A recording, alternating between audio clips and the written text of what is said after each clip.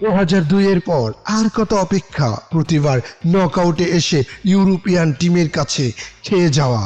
এই স্ক্রিপ্টটি কি আবারও রিপিট হবে?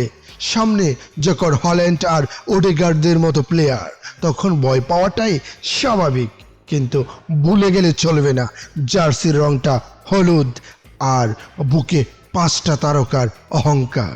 নরওয়েকে হারাতে হলে ব্রাজিলকে ঠিক কি করতে হবে? এই ম্যাচটা কোনোভাবে সহজ হবে না। নরওয়ে মানে counter attacker physical game.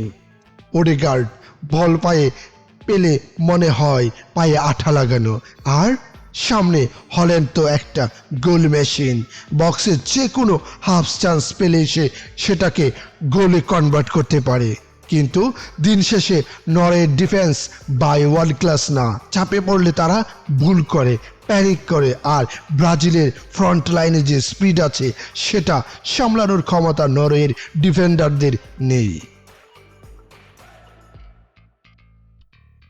Quarter ফাইনালে যেতে হলে ব্রাজিলকে জাগোবনে তো মানে শুধু সুন্দর ফুটবল খেললে হবে না, রুটলেস হতে হবে।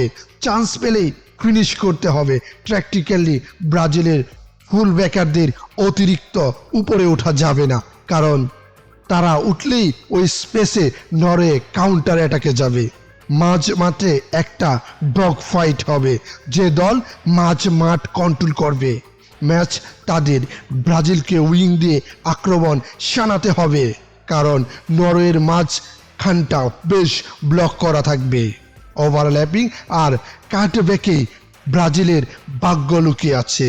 তো গুরু, আজকের ম্যাচে কি সাম্বা নাচ দেখা যাবে নাকি ভাইকিংদের হুঙ্কার? জানিয়ে দিন কমেন্ট বক্সে।